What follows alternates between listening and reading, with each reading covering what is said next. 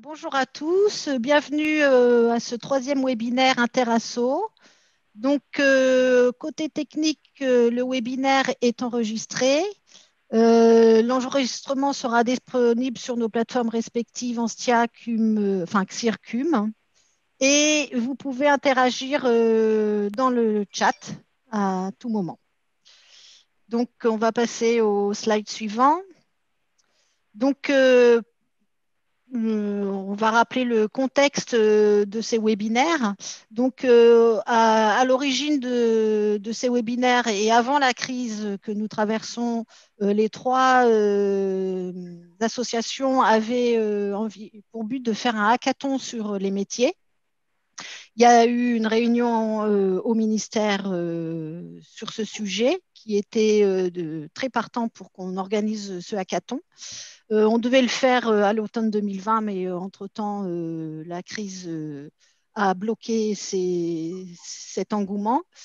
Donc, on a quand même l'intérêt d'avoir des réflexions entre nos associations et on voudrait aussi poursuivre ce qui a déjà été fait. On avait fait une journée thématique en commun sur l'intelligence artificielle. Donc, on a réadapté le projet sur la crise et on voudrait mettre en avant tous ces services numériques et d'appui à la formation qui ont été fortement mobilisés et même secoués. Donc, l'objectif, c'est de capitaliser sur nos expériences respectives et aussi sensibiliser nos gouvernances aux enjeux à venir par rapport en termes d'organisation, d'outils, d'accompagnement et toujours sur nos métiers. Tu peux passer à la slide suivante.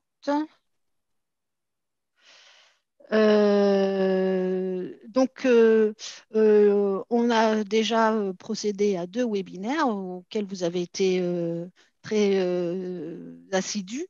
Et donc, le troisième webinaire, c'est sur l'impact de la crise sur les outils du numérique. Et l'idée, c'est qu'à la fin, on fasse une journée interassociation au printemps 2022 et cette fois-ci en présentiel.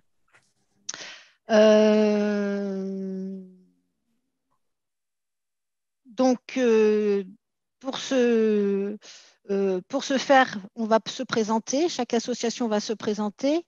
Donc, si l'Anstia veut commencer, Sandrine. Oui, donc bonjour. Donc Sandrine Caram pour l'association STIA. Donc voilà, ravie d'être là avec vous. Donc c'est l'Association nationale des services TIS et audiovisuels de l'enseignement supérieur et de la recherche. Et il y a Philippe. Bonjour, donc Philippe Topalian, aussi pour l'association Anstia et particulièrement de l'audiovisuel et production audiovisuelle à l'université Jean Moulin Lyon 3. Emmanuel. J'ai pas spécifié, pardon. Je suis référente d'un Media Lab, mon métier. Pour le XIR. Donc, Emmanuelle Vivier, donc présidente du CIR et DSI de l'Université de Picardie-Jules Verne à Amiens. Pierre. Donc, Pierre Solu, je suis le vice-président du CSIR et je suis également le DSI de l'Université d'Angers. Mejdi. Mejdi Bouchlaghem, vice-président du CUM et responsable des infrastructures physiques de Sorbonne Université. David. Bonjour, David Ronja, je suis administrateur au CUM et responsable du numérique à l'AMU. Et moi, donc Claude-Isabelle Roux, je suis DSI du Crous de Paris et présidente du CUM, Comité des usages mutualisés du numérique pour l'enseignement. Donc, on va attaquer. Donc, nous remercions chaleureusement les établissements d'Angers, Limoges, Montpellier, Paris 1 et Sorbonne Nouvelle d'avoir accepté de témoigner. Donc, on a des établissements à dimension variable et assez représentative puisqu'on a entre 16 000 et 45 000 étudiants qui vont témoigner. Donc, on peut passer à la suite. Sandrine. Donc, Emmanuel va animer cette première série de questions. Donc, je te laisse, Emmanuel, prendre le lead. Merci, Claudisa. Donc, effectivement, le sujet du webinaire d'aujourd'hui, c'est d'analyser un petit peu l'impact de la crise sanitaire. Donc, le dernier webinaire, c'était sur les structures. Donc, cette fois, c'est plutôt sur les outils numériques que nous avons utilisés dans les établissements. Donc, moi, je vais interviewer les participants plutôt sur les outils qui sont à destination des personnels et de l'administration, et en particulier sur les fonctions support. Donc, ma première question donc aux intervenants, ça va être de savoir quelles sont les solutions qui ont été mises en place dans leurs établissements et surtout de savoir si elles sont encore utilisées maintenant que la crise sanitaire, on va dire, est un petit peu derrière nous. Donc, je vais commencer par demander à Pierre pour l'Université d'Angers quelle solution il a mis en place pour son établissement et qui lui semble vraiment représentative de cette gestion de crise. Pierre? Oui, merci Emmanuel.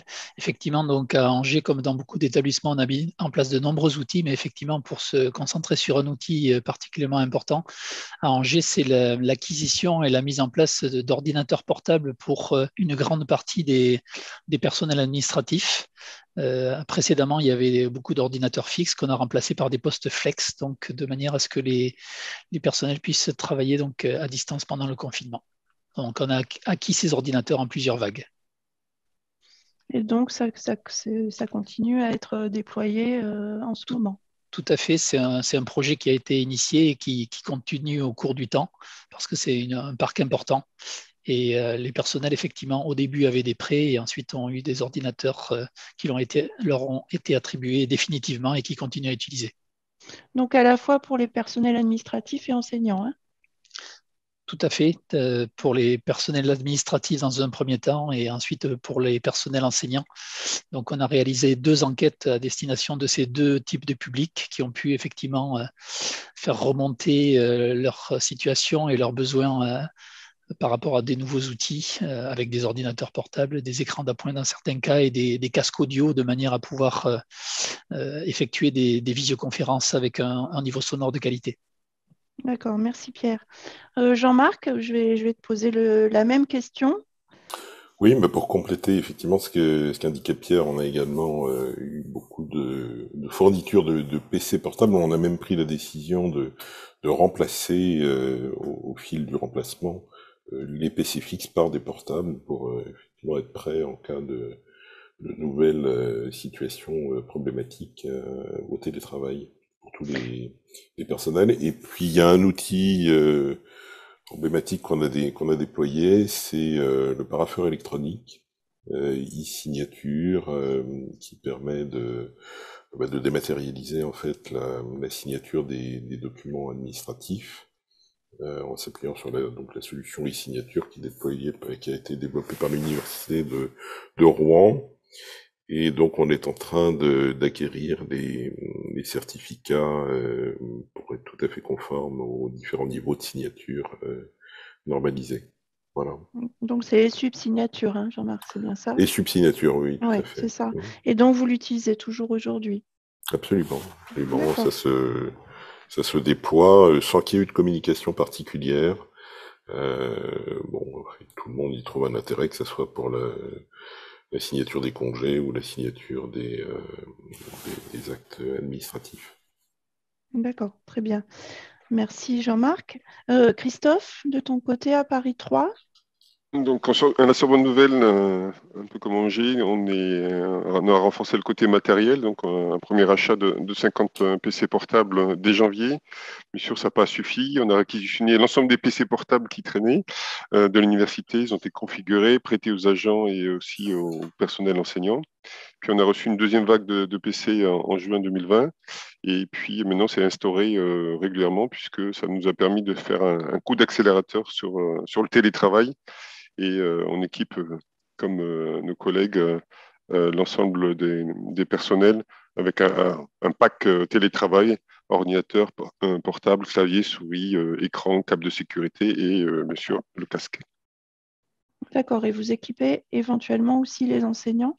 Oui, c'est une campagne depuis 2014, par contre. C'est le plan d'équipement des enseignants et enseignants-chercheurs. D'accord, ok. Merci Christophe. Agnès, pour Montpellier 3? Alors pour Montpellier 3, effectivement, comme à Angers, Paris 3, donc on a équipé le personnel et les enseignants d'ordinateurs portables, mais la solution aussi qu'on peut mettre en avant et la problématique qui est vite apparue et à laquelle on a dû répondre rapidement, c'est le vote à distance. Donc après plusieurs essais et tâtonnements avec différents outils et selon le besoin juridique réel du vote à distance, on a opté pour l'outil Belenios, qui permettait une certaine validité juridique. Voilà. Vote à notre conseil d'administration, s'il y avait une demande de vote à bulletin secret, on était avec la présence d'un huissier. Mais sinon, voilà, on a assez rapidement mis en place l'outil Belenios pour le vote à distance. D'accord, et donc, comme tu le disais, il est toujours utilisé aujourd'hui. Oui, oui, tout à fait. C'est un outil qu'on maintient aujourd'hui. C'est devenu une nouvelle modalité. Dès que l'aspect juridique le permet, c'est un outil qui a très bien été pris en main par notre service juridique et voilà, qui est utilisé aussi bien pour les conseils du UFR que pour les élections au SCOAS, à diverses occasions. Et est-ce qu'il est utilisé même lorsque les instances ont lieu en présentiel? Non, c'est soit l'un, soit l'autre, en fait. D'accord. Voilà, soit on a un vote distanciel. D'accord. Et donc, merci à tous les quatre pour ces interventions. Donc, justement, par rapport à ces solutions que vous avez mises en place, j'imagine qu'il y a quand même un impact qui n'est pas négligeable au niveau de la DSI en termes de ressources humaines nécessaires à la mise en place de ces outils et au suivi, et puis aussi en termes d'impact financier dans vos budgets. Donc, comment est-ce que vous avez géré ces deux impacts? Pendant la crise, il y a eu des facilités, notamment en termes d'achat public, mais maintenant, notamment pour la préparation du budget 2022, comment est-ce que vous intégrez donc ces outils qui sont restés pérennes dans vos établissements et comment vous gérez ces deux aspects RH et financiers? Agnès, peut-être? Alors, sur l'aspect financier, sur la partie Belenios, vu qu'on était sur un outil libre, il n'y a pas eu vraiment d'impact financier. Par contre, on a été une des premières universités à mettre en place le vote électronique pour nos élections au conseil, parce que pour l'élection de notre président. Donc là, on a eu un impact financier parce qu'on a pris une autre solution privée. Par contre, effectivement, sur la partie télétravail, mes collègues en parleront tout à l'heure, on a eu un impact financier et ça a été une avancée par rapport à des investissements qu'on aurait pu faire par la suite. Sur l'impact RH, c'est vrai que voilà, la mise en place de tous ces outils a quand même demandé beaucoup de ressources et c'est quelque chose, voilà, on a dû mettre un peu les projets de côté pour pouvoir les mettre en place. D'accord, donc je rebondis un peu tu as parlé de mise en place du télétravail, donc je repars un petit peu sur les acquisitions massives de postes portables qu'ont évoqué Pierre et Christophe pour Angers et Paris 3. Est-ce que vous pouvez nous en dire un petit peu plus sur ces aspects-là, Christophe, peut-être? Oui, donc en fait, c'est devenu grâce au télétravail, c'est devenu régulier. Donc, par exemple, sur le budget 2022, on va continuer à équiper les personnels volontaires, bien sûr, en télétravail de ce pack. Bon, le pack qui est acheté sur Matinfo 4, c'est à peu près 1000 euros. Voilà, vous faites la multiplication en fonction du nombre de postes. Mais ça suit vraiment comme pour les enseignants depuis 2014. Voilà, je crois que c'est ancré. Ça va s'arrêter dans 3 ans. Je pense que on aura équipé tous les volontaires. Par contre, ce sont des ordinateurs portables, donc le taux de renouvellement et la rapidité du renouvellement est plus long que les PC fixes, est plus court que les PC fixes. D'accord. Et Pierre, chez toi?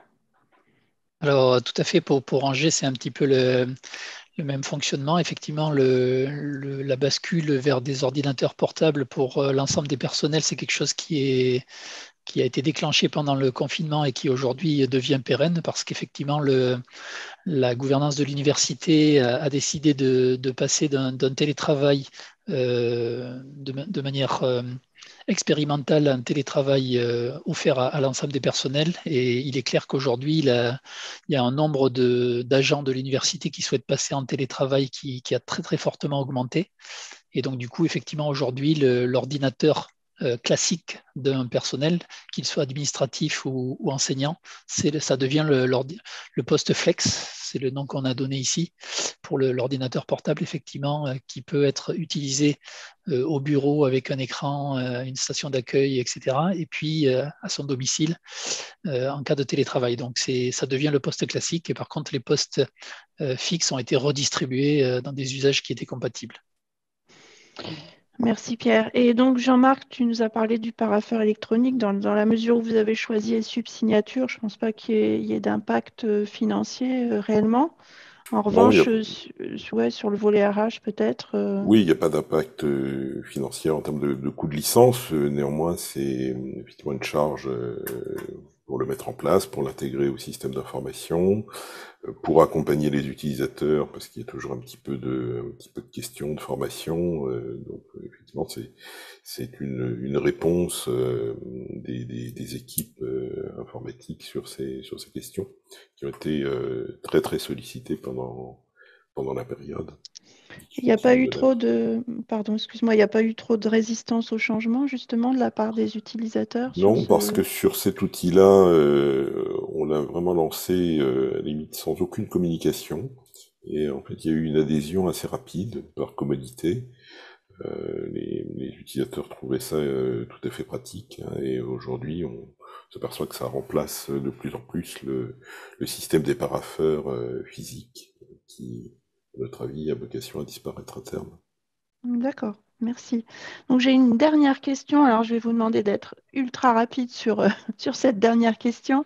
Donc est-ce que de votre point de vue, il y a des solutions qui vous ont manqué, donc soit au début de la crise, soit encore maintenant? Donc très très vite, Pierre, peut-être pour Angers? Alors effectivement, pour Angers, ce qui a manqué, effectivement, c'est la capacité de déployer ces solutions de portable au tout début, mais effectivement, aujourd'hui, c'est résolu. Donc aujourd'hui, non, il n'y a pas de souci. D'accord. Christophe?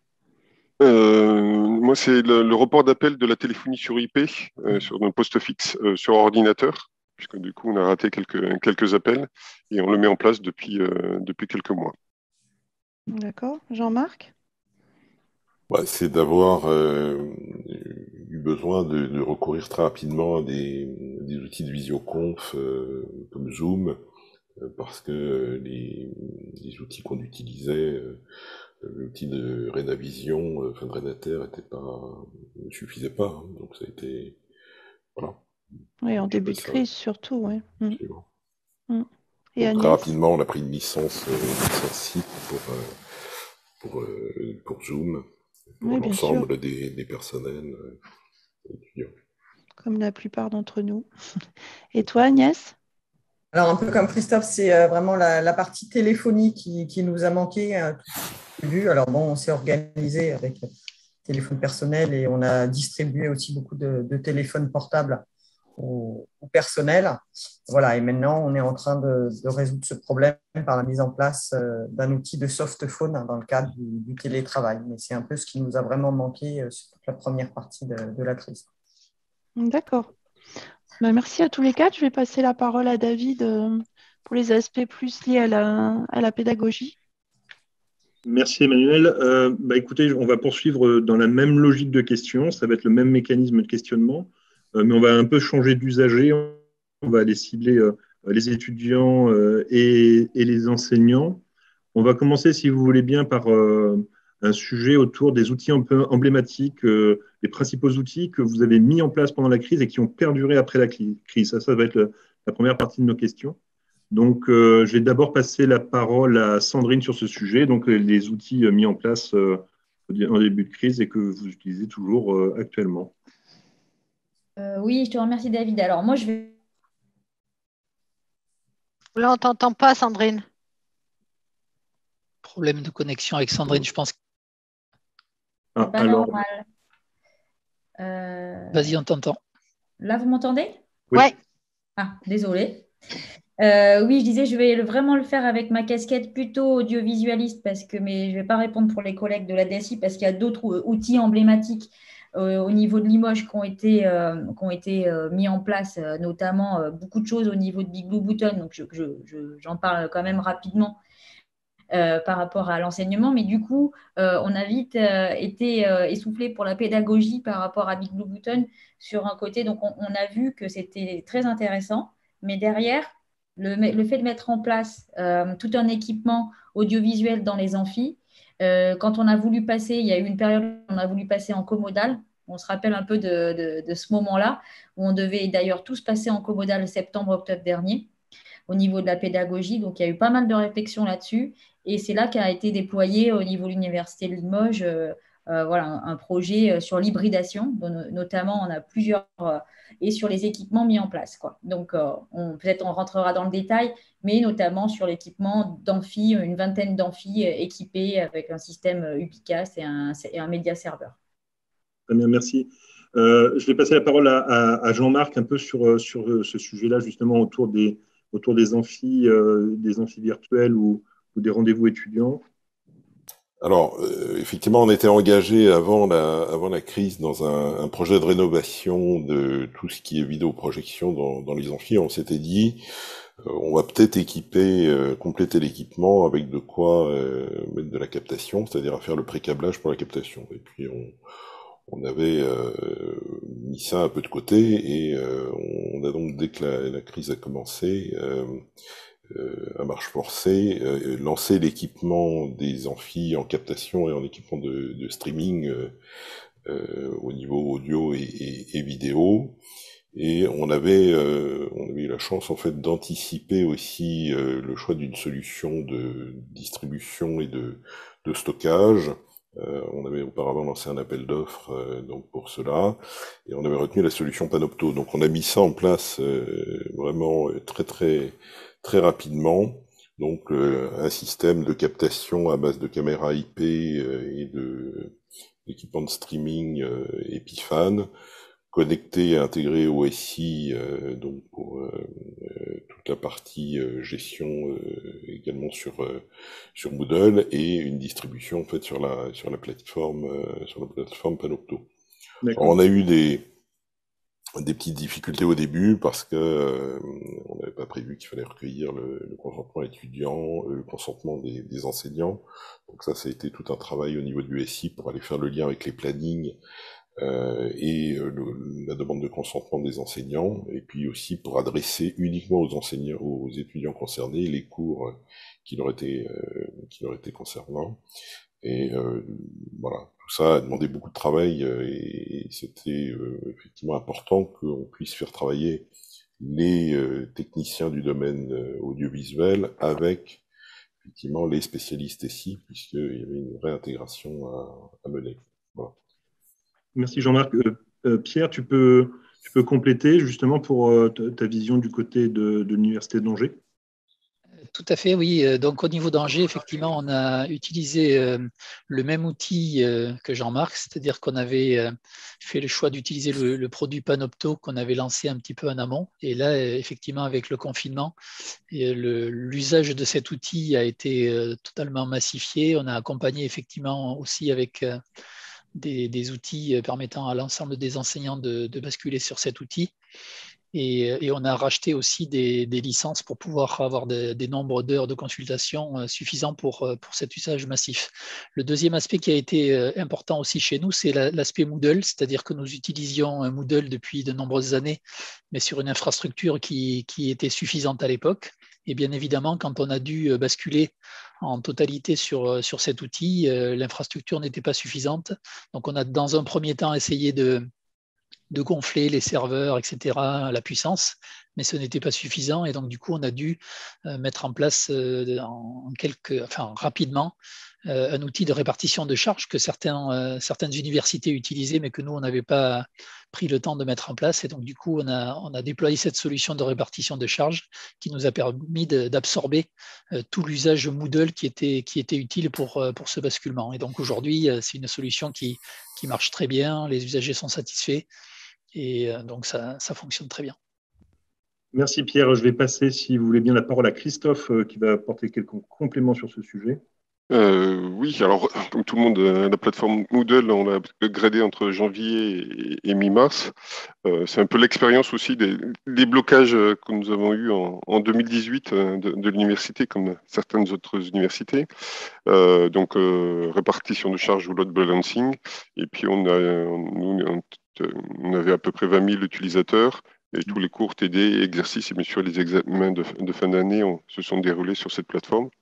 Je prendrai, notre solution qu'on a mise en place, c'est un développement de prise de rendez-vous dans le cadre sanitaire, des conditions sanitaires qui nous l'imposaient.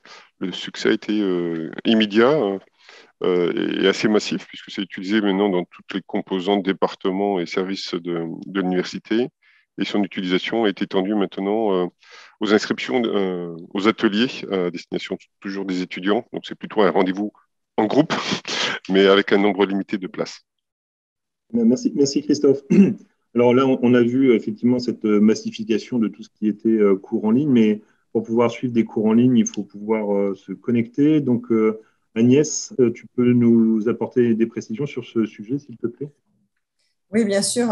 Effectivement, nous, on a dû augmenter notre infrastructure Moodle comme beaucoup, mais au-delà de la mise en place de cours et d'examens en distance, on s'est posé une autre problématique. On avait une autre problématique à résoudre dans le fait qu'on est une université avec un très fort taux de boursiers.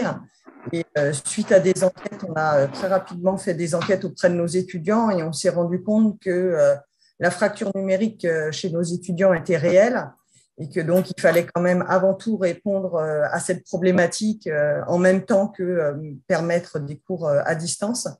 Donc, avec le soutien de la région Occitanie, qui a fait des dons d'ordinateurs aux universités, on a répondu à cette problématique. Alors, c'était avec le soutien de la région Occitanie, mais pas que, puisque sur le premier confinement de mars 2020, la moitié des ordinateurs ont été fournis par la région Occitanie, mais l'autre moitié par l'université, sur financement de l'université.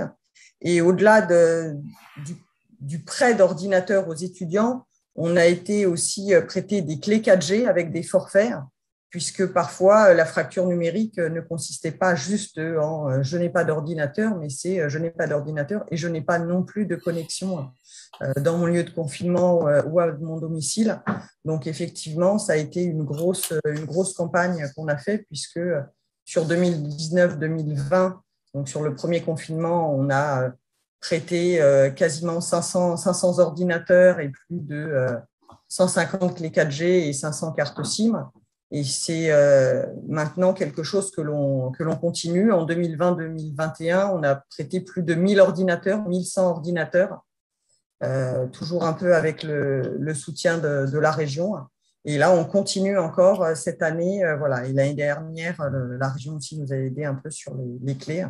Mais c'est vraiment une mission maintenant qui, pour l'instant, est intégrée dans les services que l'on propose aux étudiants, puisque c'est un réel problème chez nous. Juste une précision, Agnès, ces matériels, ils sont prêtés ou ils sont donnés aux étudiants? Alors, ces matériels sont prêtés aux étudiants pour l'année universitaire. Donc, il y a un gros travail de distribution, de récupération, de remise à niveau des ordinateurs. Donc, il y a un réel investissement financier et humain de la part de l'université sur cette mission. Très bien, merci beaucoup. Là, on a vu pas mal de massification, une gestion très, très particulière de cette période complexe, on va l'appeler comme ça pour faire simple. Jetons un œil maintenant du côté des incidences que ça a pu avoir et puis des éléments financiers. Donc, on va se poser des questions soit sur les moments, au moment où c'est arrivé, donc plutôt des investissements forts dans nos équipes, et en termes de budget, et puis aussi s'interroger sur ce qui va perdurer en termes de fonctionnement, en termes financiers. Donc, est-ce qu'on retrouve les conséquences dans les budgets de nos DSI sur l'année 2022? Tout d'abord, je vais passer la parole à Sandrine sur ce sujet justement des incidences financières ou des impacts. Oui, comme je l'ai dit tout à l'heure, en fait, c'est quelque chose qui n'était pas forcément prévu, nous, dans nos universités. Autant on était bien calé sur Moodle, BBB, tout ça, autant là, ce n'était pas quelque chose qui était déployé. Il n'y a pas de service audiovisuel commun à l'université de Limoges. Donc voilà, ça a été un impact financier de se dire comment on va pouvoir déployer ça dans toutes les composantes. On a quand même quelque chose qui est très étalé. Donc l'idée, c'était de se dire que toutes les composantes allaient avoir leur amphi équipé, etc. Donc l'impact financier, ça a été d'avoir vraiment un choix politique et d'allouer une enveloppe. Et donc ça, c'était très important de pouvoir déployer ça. Et ça fait 1 an qu'on est sur l'équipement de plus d'une vingtaine d'amphis quand même pour une université comme Limoges. Voilà. Merci. Et sur le plan financier, un retour rapide de Jean-Marc en termes de budget, s'il te plaît. Oui, on a eu effectivement beaucoup de gros efforts d'investissement sur l'équipement audiovisuel des amphis, qui continuent d'ailleurs parce qu'on n'a pas totalement terminé. Là aujourd'hui, on est en train de s'attaquer à l'ensemble des salles de cours également qui n'étaient pas très équipées en audiovisuel. Et puis il y a alors ça c'est plutôt de l'investissement, et en fonctionnement, il y a effectivement des impacts sur les coûts de licence, par exemple de Panopto. On pourrait penser que ça s'arrêterait à la fin du confinement, et en réalité on s'aperçoit que les usages sont au moins équivalents à ce qu'on avait pendant le confinement, c'est-à-dire qu'en fait ça continue, et donc comme ce sont des modèles sur lesquels le coût est proportionnel en fait à l'audience, ça a un impact non négligeable. D'accord, c'est donc été retenu dans les budgets 2022. Après, tout à fait, oui, pardon. Après, on a eu des dépenses exceptionnelles. Peut-être que Pierre, tu peux nous parler des aspects marché en fait dans cette période si particulière. Tout à fait, oui. Du point de vue budget, effectivement, je pense qu'il y a pas mal d'établissements qui ont eu des possibilités, puisque nos gouvernants ont compris effectivement que l'usage du numérique pendant le confinement et après le confinement était massif, donc les budgets ont été mis en place et perdurent. Par contre, effectivement, du point de vue marché public, c'est vrai qu'on a eu, pendant la période du confinement, en accord avec nos agents comptables, la possibilité de passer par des procédures simplifiées qui nous ont permis de réagir extrêmement vite et d'engager des investissements et les déployer rapidement. Par contre, bien évidemment, maintenant que le confinement est terminé, ces souplesses de marché public sont terminées, ce qui est logique. Et donc, on revient dans la réglementation habituelle. Et donc, du coup, on revient avec des délais plus importants. Ce qui n'est pas toujours complètement bien compris, ni par nos usagers, ni par les directions métiers, quand on leur dit que le projet va être plus long que pendant le confinement. Ah oui, on est passé d'une situation exceptionnelle à un retour à la situation précédente. Et donc, effectivement, on a peut-être perdu ces habitudes de délai. Je vous propose d'aller très rapidement sur… on a vu ce qui a été mis en place et qui a perduré. On a vu les incidences un peu d'un point de vue général. Christophe, est-ce que tu peux nous donner un élément de ce qui a été mis en place et abandonné pendant la période? Donc, des choses qui ont été un peu exceptionnelles et qui n'ont pas duré. Oui, on a offert une troisième possibilité pour les enseignants pour la classe à distance, et on a acquis la solution française Classroom. Après un an d'utilisation suite aux enquêtes faites auprès des enseignants et des étudiants, on a dû arrêter son utilisation. Il y avait des soucis, hélas, de fiabilité et surtout d'usage côté étudiant. Très bien, merci. Et pour conclure, je vais poser la dernière question à Jean-Marc. En début de crise, qu'est-ce que tu penses qui nous a collectivement manqué? Alors, je pense que ce qui a manqué le plus avec le confinement, c'est un outil de visio qui permette de tenir la charge. Je pense que c'est l'essentiel, et ça, on peut déplorer en effet qu'il n'y ait pas de solution franco-française ou au moins européenne qui ait permis de répondre à ces besoins-là.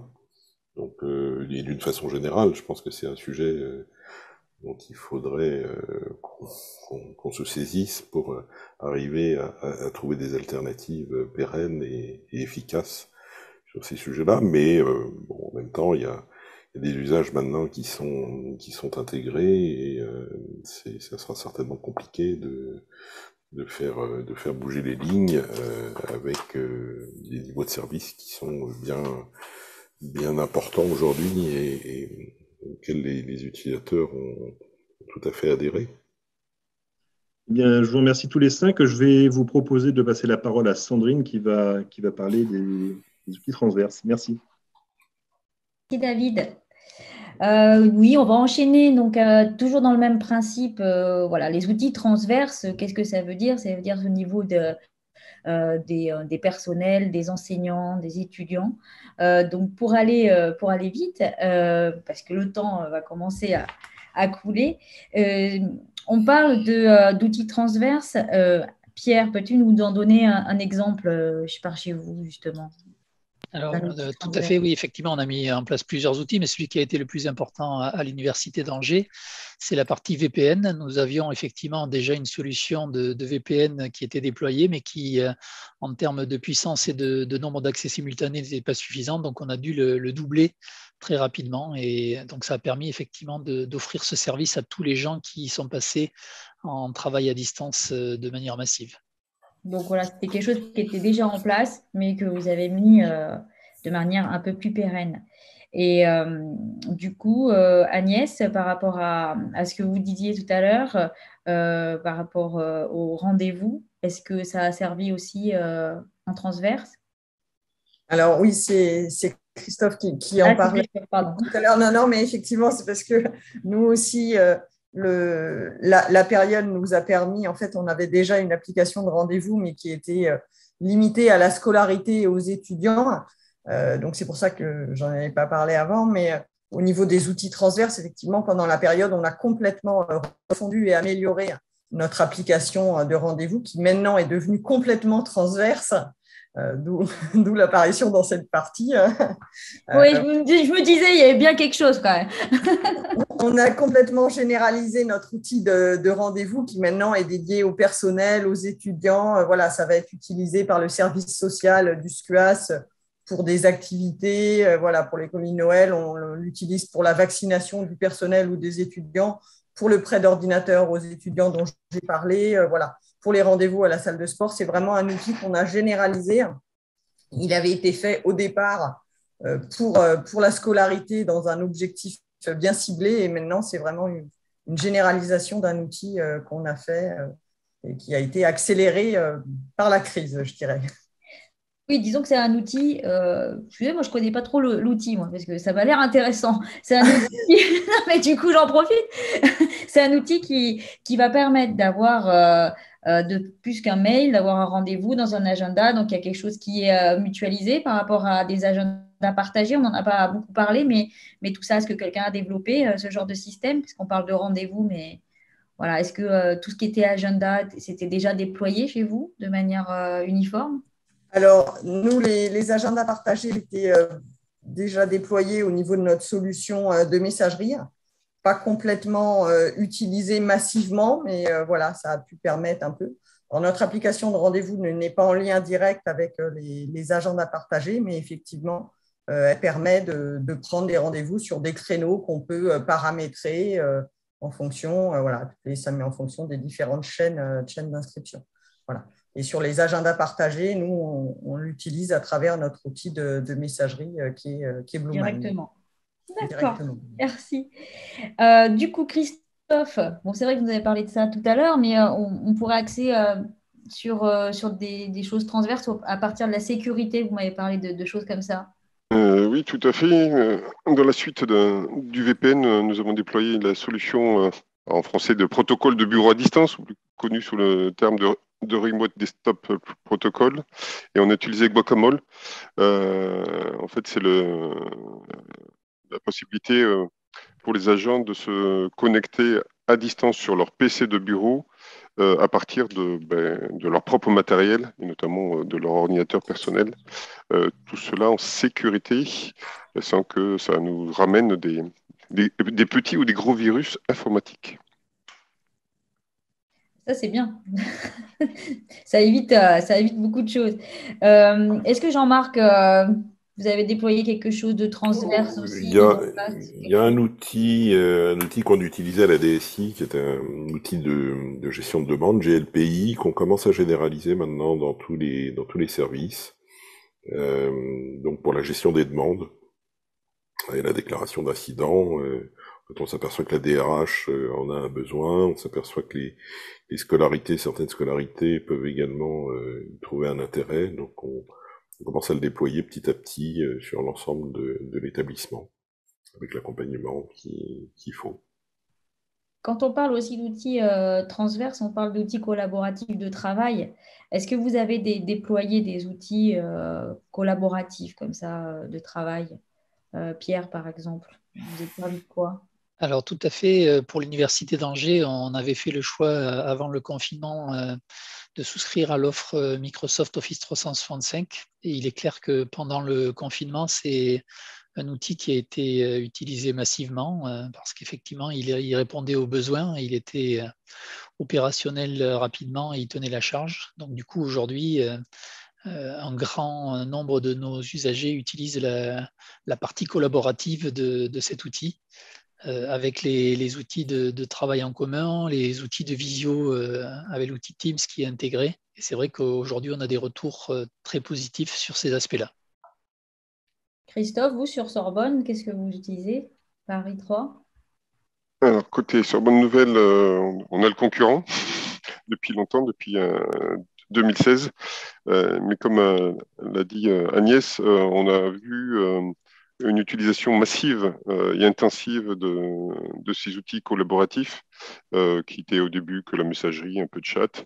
Donc là, on voit l'utilisation vraiment des espaces partagés ou Drive, de tous les outils Office ou Office-like, de l'agenda, sur de la visio.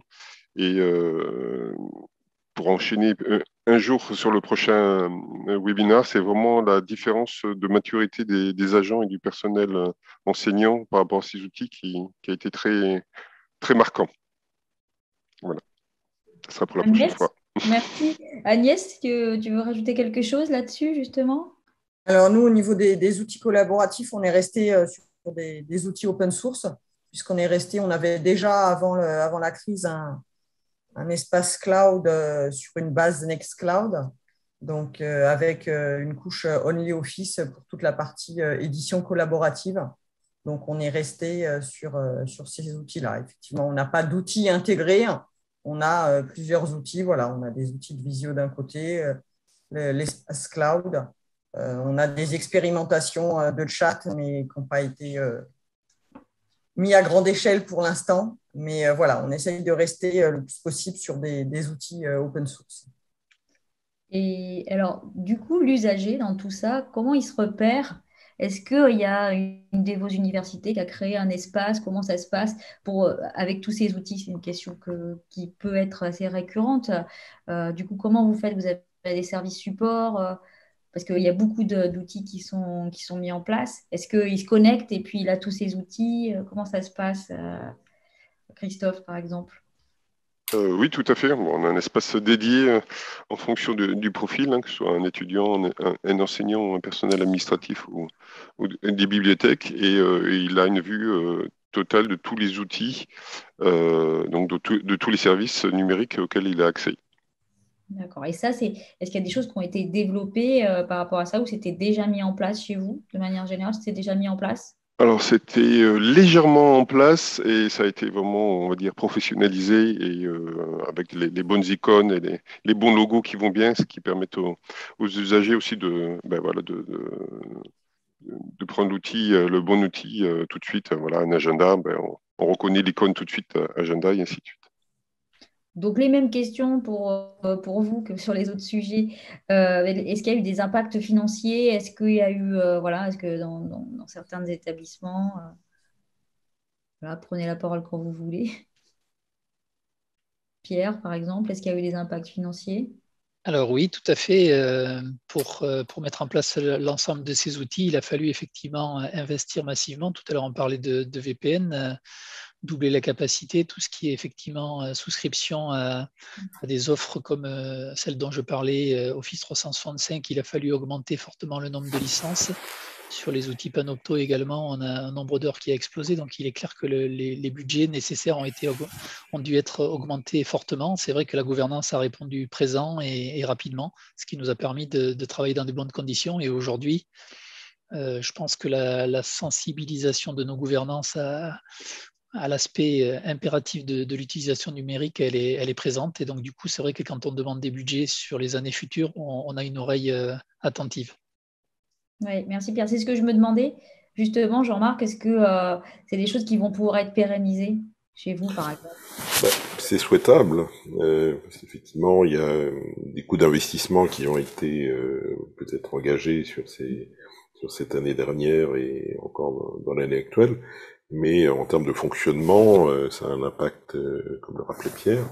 Il faut que ça soit pris en compte. On constate il y a forcément un rééquilibrage des budgets à faire pour effectivement apporter une part plus importante au domaine du numérique dans l'établissement. C'est au cœur des discussions budgétaires qu'on a actuellement. Et ça concerne à la fois effectivement les ressources financières, mais également les ressources humaines, puisqu'il faut également pouvoir accompagner tous ces changements.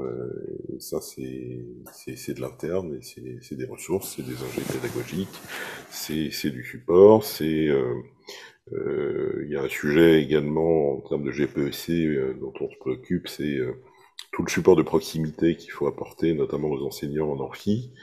Quel sera le rôle des appariteurs dans les années à venir, comment est-ce qu'on les implique également sur ces questions-là. Donc tout ça, c'est des budgets de formation et d'accompagnement également à engager. Voilà, c'est en cours de discussion actuellement. Je pense que voilà, je vais stopper du coup cette partie-là. Juste, je voudrais dire, ce qu'on entend quand même pas mal, c'est que tout ce qui est outils transverses, on s'aperçoit que certains outils qui étaient dédiés peuvent servir à d'autres outils, et ça, c'est très intéressant. Mais ce qu'on s'aperçoit aussi, c'est la collaboration de nos métiers qui sont vraiment importants. Et là, tu viens de le signaler, Jean-Marc, que voilà, on a des outils, des ingénieurs qui vont aider aussi à l'usage et les audiovisualistes. Donc, c'est aussi pour ça qu'on est tous là aujourd'hui à travailler ensemble, c'est qu'on l'avait saisi déjà avant. Donc, ça, je m'en réjouis. Et qu'on essaye de continuer là-dedans et dans nos établissements de voir comment on peut tendre vers ça, parce que c'est que le début au niveau RH. Enfin, voilà, c'est pas évident. On n'a pas parlé de ça, mais les ressources, elles ont pour nos établissements. Je pense que tout le monde a beaucoup travaillé, tous ces corps de métier ont beaucoup travaillé. Et voilà, quel est le futur pour ces métiers-là au niveau de l'accompagnement, de la mise en place? Parce qu'on voit qu'il y a beaucoup de choses qui sont là, et il va falloir qu'on continue à voir tout ça. Je vais laisser la parole à Claudia. D'où l'intérêt de nos travaux en interassociation, justement, par rapport à ce travail en commun. Alors, Sandrine, tu veux bien passer le slide? Voilà, super. Donc, on aimerait bien vous donner un peu la parole. Vous avez entendu parler d'outils en termes administration, pédagogique, transversaux. Et vous, si vous aviez un outil sur lequel vous avez particulièrement travaillé durant la crise, eh bien, merci de nous le dire à travers le WooClap. Alors, je pense que voilà, David l'a mis dans le lien. Donc, ça nous permettra d'avoir un petit peu une image de ce qui a le plus été utilisé dans les établissements et par vous. en plus de ce qui a été proposé là. Et j'en profite pendant qu'on remplit le clap pour remercier chaleureusement les établissements qui ont témoigné, parce qu'on le sait que tout ça, ça prend du temps hein, de monter ces webinaires et de prendre le temps de répondre et de témoigner. Donc, merci à Pierre pour Angers. Merci Sandrine pour Limoges. Merci, alors excusez-moi, je vais dire les noms complets. Pierre Solu, Sandrine Caram. Merci Agnès Durand pour Paul Valéry. Merci Jean-Marc de Félix pour, alors on ne dit pas Parisien, on ne dit pas Panthéon-Sorbonne, on dit pas rien, Panthéon-Sorbonne. Et merci à Christophe Danels pour Sorbonne Nouvelle. Nous, là, on ne met plus Paris 3, hein, c'est ça. Hein, c'est Sorbonne Nouvelle uniquement. Merci à vous. Voilà, donc on voit un petit peu apparaître la carte du clap. Zoom, voilà. Zoom, Teams, assistance utilisateur. C'est pas un outil, c'est plus que ça. C'est plus qu'un outil, ça. C'est vraiment une organisation à part entière. Moodle prend un peu de l'essor, VPN, bien sûr. Alors bon, on voit malheureusement OnlyOffice tout petit. Mais ça bouge, ça bouge. Rocket Chat. Ouais, bon, Moodle commence à prendre. Là, il y a du Moodle qui arrive en force, là. Hein. Et Big Blue Button un peu plus loin. Ok, on se laisse encore quelques secondes. Tout le monde la voit, la carte. Hein. Voilà. Donc, tous les éléments là que vous nous permettez de partager, donc ça nous permet de pointer un peu ce qui est intéressant, ce qui a été ressorti et qui conforte un petit peu aussi ce qui a déjà été évoqué, hein, Moodle, Zoom, Teams. Du coup, peut-être pendant que le WooClap se termine, je peux peut-être embrayer sur la synthèse. Sur oui, la synthèse, parce que je vois leur tourner. Voilà. Merci bon. Emmanuel. Je me livre à un exercice pas simple, mais bon, je vais essayer de faire vite et d'être. Tu peux peut-être laisser le WooClap, Sandrine? Oui. Alors, je dirais d'abord que ce qu'on peut constater, c'est que quand même la crise sanitaire, ça a été un formidable accélérateur de la transformation numérique dans nos établissements. Enfin, ça, je l'ai déjà dit aux assises du CIR la semaine dernière, mais je le répète parce que je pense que c'est important. Et il y a des projets qu'on avait prévus dans les années à venir, mais qu'on a dû mettre en place très, très vite avec la crise. Donc, tout ce qui a trait au télétravail, hein, le poste de travail, la téléphonie, le VPN, la dématérialisation donc des signatures, des instances, la visioconférence. Pour la pédagogie, les équipements d'amphithéâtre, l'évolution à marche forcée de nos infra Moodle pour absorber la charge qu'on a dû absorber. Pour les étudiants, la mise en place d'outils de prise de rendez-vous, mais on a aussi dû gérer donc la fracture numérique parfois de certains de nos étudiants et leur fournir ce dont ils avaient besoin pour poursuivre leurs études. Donc ça, c'est le premier point, hein, vraiment l'accélération, la transfo du numérique. En deuxième point, moi, ce que j'ai noté, c'est qu'on a tous été un peu pris de court en début de crise sanitaire. Donc, les outils nous ont manqué parfois. On s'est tourné vers les outils américains ou les outils des GAFAM. Hein, voilà. Donc ça, je pense que c'est un constat un peu général parce qu'on n'avait pas forcément de réponse tout de suite. Donc, ça a entraîné aussi des problématiques juridiques qu'on a dû gérer dans certains cas. Et je pense que l'avenir, c'est plutôt vers une évolution vers des outils un peu souverains dans des clouds plus privés, on va dire, et qui nécessitent la montée en compétences de nos équipes. Donc, j'ai noté par exemple Nextcloud, BBB, des outils de prise de rendez-vous qu'on a développés en interne, des bureaux virtuels qu'on a mis en place. Donc, la suite, c'est un peu les impacts financiers de tout ça, hein. Donc, on a massivement investi donc, au moment de la crise. Ça, c'était un peu du one-shot dans certains cas, puisque c'était de l'équipement qu'on continue à utiliser aujourd'hui. Pour autant, il y a quand même des dépenses de fonctionnement qui restent pérennes, même si certains outils ont été abandonnés en cours de route. Donc, je pense que ce qui est important de noter, ce qui a été évoqué, c'est qu'il faut absolument que le numérique soit de plus en plus pris en compte dans les stratégies numériques de nos établissements et qu'on nous donne les moyens de maintenir tous ces nouveaux outils, tant du point de vue financier que du point de vue RH. Et je termine sur ce point RH et un peu plus humain, entre guillemets. Donc, on a dû mettre en place beaucoup de communication vers nos usagers, les accompagner.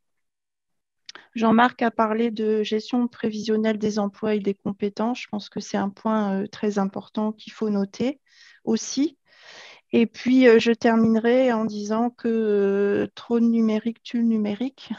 Donc, certains de nos utilisateurs et puis de nos personnels aussi, hein, au sein de nos DSI, ont dû gérer cette crise parfois dans la douleur. Donc, je terminerai sur une note un peu plus pessimiste qui est voilà, il faut faire attention aux risques psychosociaux à la fois dans nos DSI et dans nos établissements sur la profusion des services numériques et des outils numériques que nous devons aujourd'hui utiliser, parce que je pense que le retour arrière est difficile. Voilà, en quelques mots, la synthèse des différents échanges de ce webinaire. Et si je peux me permettre de rebondir sur ta synthèse, Emmanuel, hein, c'est qu'on a vu également l'émergence de solutions alternatives et souveraines qui sont, par exemple, je pense à TestWeek, qui est une solution d'examen en ligne, parce qu'il y a eu quand même des établissements qui ont, comme le CNAM, fait des examens en ligne autour de cette solution et qui était une solution alternative au grand américain Proctor-U, ou des solutions également alternatives à Teams et Zoom et qui commencent à prendre un peu de poids, qui sont Private Discuss, qui sont des solutions, enfin, qui est une solution souveraine et qui est éco-responsable. Donc voilà, il y a également, c'était pour répondre aussi à Jean-Marc de Félix lorsqu'il a parlé de manque de solutions franco-françaises. Ça commence à prendre un peu de poids, mais c'est vrai que c'est arrivé avec un peu de retard et c'est des solutions un peu émergentes.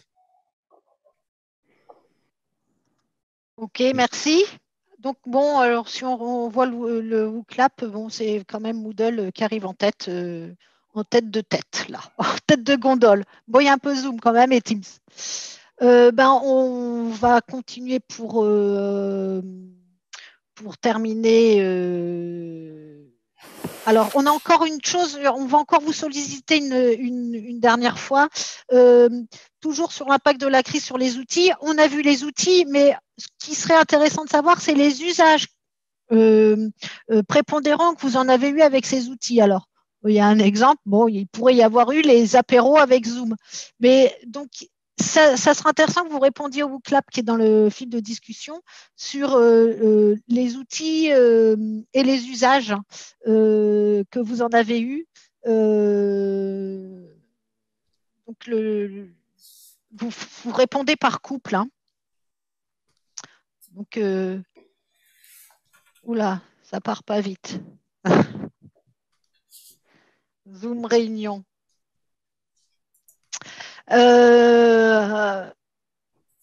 Pendant que vous répondez, alors moi j'ai juste une toute petite remarque parce que c'est vrai que je n'ai pas souvent utilisé ma casquette Crous et c'est vrai que les universités, les établissements, ils ne savent pas trop ce qui se passe pour l'étudiant lorsqu'il sort, lorsqu'il quitte le Crous. Mais chez nous, ils mangent, ils dorment. Ils votent aussi. Ils ont des activités sociales et culturelles. Et juste une petite parenthèse, c'est que Nous, il a fallu qu'on mette en place le repas à 1 euro pour tous les étudiants boursiers dans un premier temps et pour tous les étudiants. Et donc, ça ne s'est pas fait sans peine, mais ça s'est fait. Ils ont tous mangé, pris leur repas à 1 euro avec leur compte Easly. Alors, bien sûr, ce n'est pas parfait parce qu'il y a eu 2-3 petits loupés, mais sur une échelle nationale, c'est quand même négligeable, les petits loupés. Il faut rappeler que c'est 2,5 millions d'étudiants concernés. Et pareil, on est en train de mettre en place une solution de vote électronique des étudiants au CA des Crous pour toujours les 2,5 millions d'étudiants nationaux. Sur Paris, c'est 365 000 étudiants. Voilà une petite parenthèse pendant que le WooClap se déroule. Donc, pour la suite des webinaires, nous avons fait nos 3 premiers webinaires. La suite, c'est l'impact de la crise sur l'accompagnement, avant que ça débouche sur notre journée interasso prévue au printemps 2022. Voilà, toujours dans ce travail interasso, la partie sur les structures a été lancée par le CSIR. La partie sur les outils d'aujourd'hui, c'est le CUM on le fait ensemble, mais c'est le CUM qui en a le lead. Et là, l'ANSTIA va approfondir le sujet de l'accompagnement. Donc, ce sera le webinaire du 2 décembre, mais je vais laisser la parole à Sandrine Karam pour évoquer ce prochain webinaire. Oui, le prochain. Bon, alors, juste pour excuser Sandrine, elle gère à la fois le WooClap et les slides, donc c'est pas évident. On m'a tout refilé techniquement là. Bon, c'est ça les techniciens audiovisuels, on les met à faire n'importe quoi. Mais tu fais ça très bien. Tu as vu, tu t'en sors très bien. Mais j'ai mon collègue Philippe là, c'est vrai qui pourrait m'aider. Mais non, il est pas. Je le vois, il me regarde. Tu te débrouilles tellement bien que j'ai du mal à intervenir, tu sais. Ça se revaudra ça, Philippe. Non, tout ça pour vous dire que oui, en effet, le 2 décembre, donc on va avoir le 4e webinaire, c'est la suite. On a parlé des outils, elle a très bien fait. La présidente du CSIR, le beau résumé, je te félicite, bravo, et qui était vraiment sur l'humain derrière, parce que c'est ça aussi. Donc, comment se sont passés les accompagnements. Et du coup, bien sûr, comme d'habitude, n'hésitez pas à nous contacter, donc contact@anstia.fr ou communication@csir.eu ou webinaire@cum.fr si vous avez envie de témoigner sur l'accompagnement que vous avez mis en place pendant la crise. On va revenir sur le petit WooClap pour voir. Voilà. Alors. C'est sympa, ça nous permet d'avoir un petit peu un... Pardon. On a un Skype apéro aussi. Hein. On avait Zoom apéro, mais aussi un Skype apéro. Teams 2, Zoom café.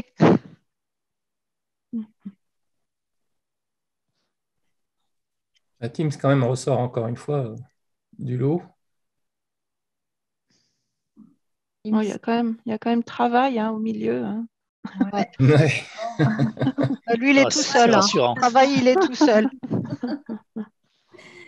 C'est rassurant, on a mis des outils en place pour travailler, on va dire. Alors, à propos de travail, justement, il y avait quand même quelque chose qu'on a pu tous un peu ressentir.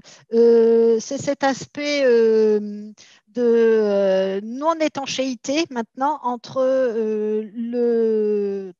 l'environnement professionnel et l'environnement personnel, justement dans le cadre du télétravail. Et ça aussi, ça a été une difficulté à gérer.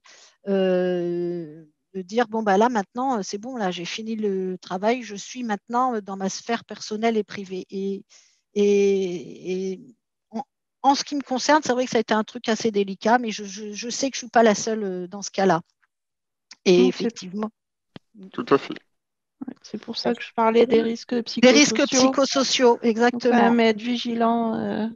Et les risques physiques, on n'en parle pas, mais il y a beaucoup de gens avec... Oui. Avec le poids. Ils ont eu des problèmes de dos, des problèmes de bras. Je pense qu'on n'a pas encore. Non, mais c'est vrai, en utilisant. Prise de poids.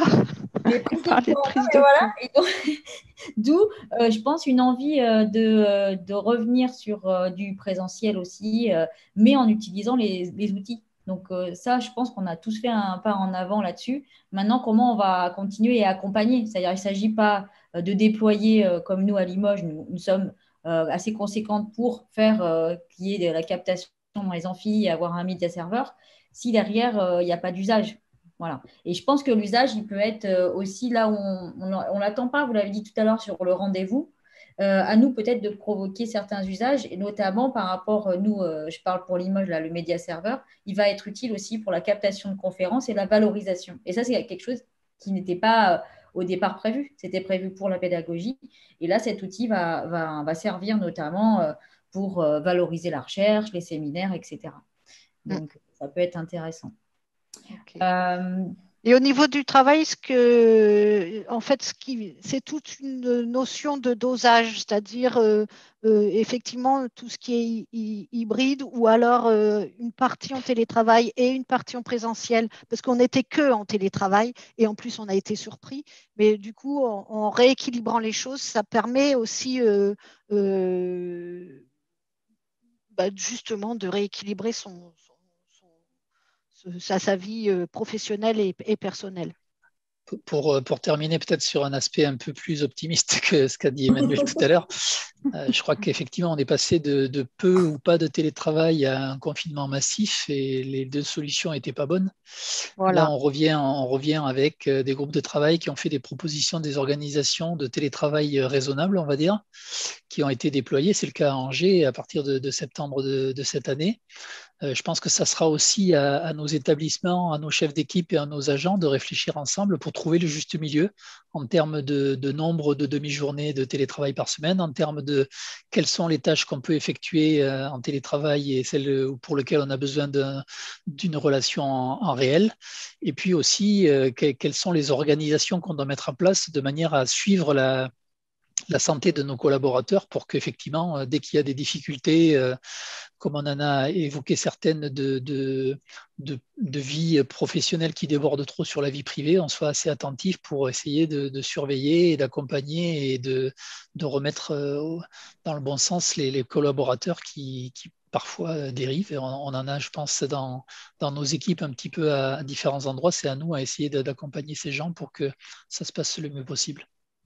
Et juste pour rajouter, excuse-moi, juste pour rajouter, c'est avec tous ces nouveaux outils, parce qu'il y a des outils qu'on utilisait, mais pas à grande échelle, il va y avoir aussi un besoin de compétences, montée en compétences, de formation et d'accompagnement aussi dans ce sens-là. Ça fait partie aussi des risques psychosociaux d'avoir la formation adéquate, et ça fait aussi le volet de nos métiers et de l'évolution de nos métiers dans le cadre des travaux interassociations que l'on a.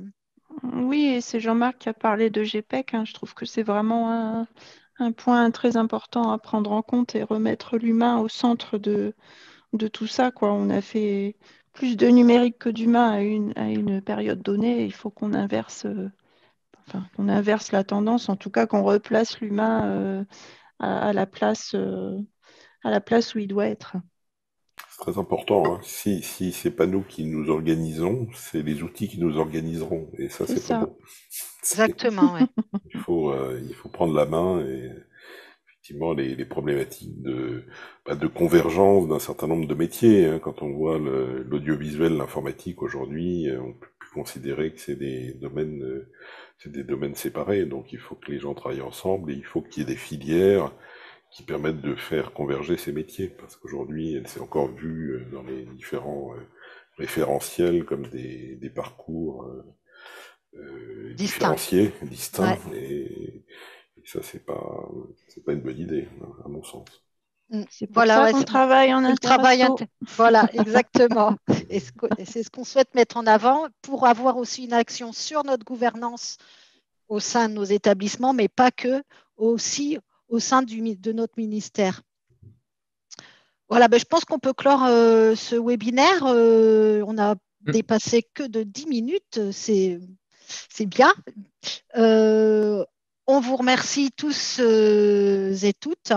Et puis, on vous donne rendez-vous au 2 décembre sur la partie accompagnement. Voilà. Merci à tous. Salut. Merci à tous. À bientôt. À bientôt. Au revoir, merci. Prenez soin de vous. Oui.